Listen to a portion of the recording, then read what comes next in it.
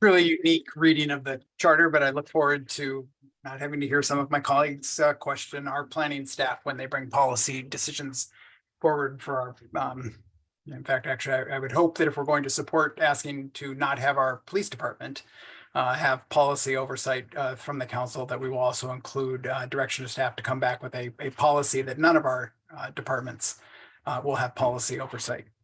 For me, I want to, I guess, start with the general odd feeling. July 4th, we had a parade. The people who were put at the front of the parade, Christine Chilcott, Al Mance, Cheryl Taylor, and Jolene Wright were there because they represented 55 members of our community who came together for almost a year to talk about what are the key things that we could do to provide better trust, relationships, police reform, and racial equity in our community.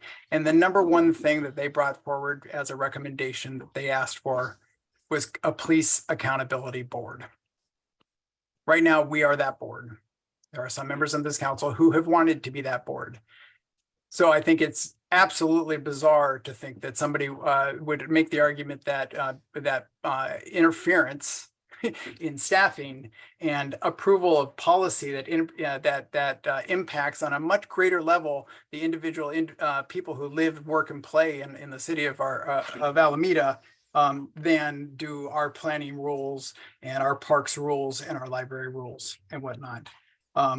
So I have said since almost the council care unit was not a part of the motion that brought this forward. But when the council adopted this unanimously, I have met with 3 chiefs, 3 city managers, an assistant city manager, and a number of other staff, and offered to sit down and try to figure out if there are some nuanced changes that we could propose for this.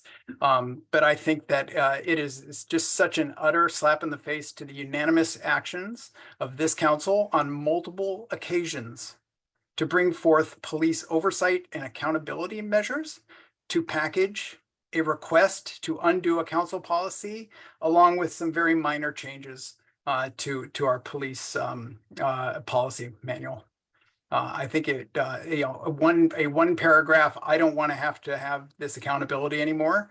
It is not anywhere near where this is. I'd like to talk a little bit about what we have gained out of this policy so far.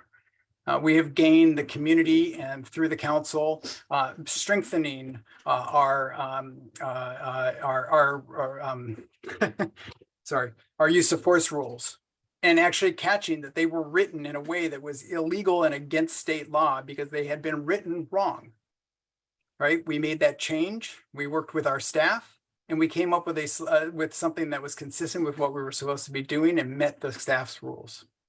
We have on a number of occasions provided input for requests for additional reporting on the outcomes of some of these use of force and other things that were not proposed by staff and were not proposed by the Texas corporation that writes our rules.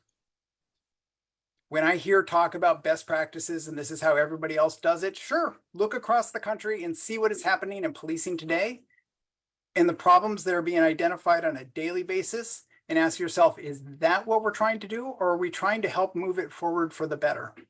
Some people say reform doesn't work. I tend to continue to believe that we can reform it. But going back to the way things used to happen, where we just trust one person because we have a good relationship with him, and the chief knows I have a utmost respect, I have a great appreciation, I consider him a friend, and I don't say that lightly. I do not write city policy rules around the fact that the chief and I know each other and can talk, and that I trust him to do the right thing and make the right call 98% of the time, and we're just going to disagree on that other 2%. But quite honestly, we are having conversations. The community mentioned it this again today. The police accountability stuff is coming back. It's coming back hopefully in 2 weeks. So why are we having a conversation today about going the absolute opposite direction of council policy, council direction, and community input?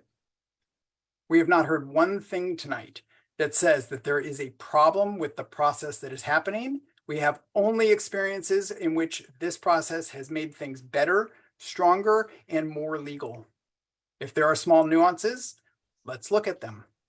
Do we need better clarification that if there is a safety issue or a personnel responsiveness issue that would allow the chief to implement additional rules quickly and then bring them for ratification? Go for it. But the idea that you're just going to bring an information item in an off-agenda report with no way to impact what's happening, I don't think that's the accountability that we've asked for. I don't think it's the accountability our community wants. Y'all voted for license plate readers. Accountability is not against the things that you want. Accountability just asks us to take the time to discuss things that in our city have had life and death results. Now, if you want to make the case that the police department should have no policy oversight, go for it. But I hope you are there to say that the planning board should have, or the planning department should have no policy oversight. The Parks and Recreation Department, no policy oversight. The library, no policy oversight. It's absolutely ridiculous that we are treating one department as somehow different, not professional, more professional, more expert, whatever else.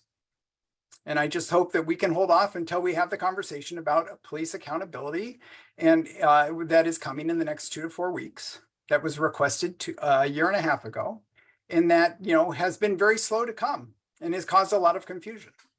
But I don't understand why we would rush through something like this tonight. Thank you. Thank you, Kelly.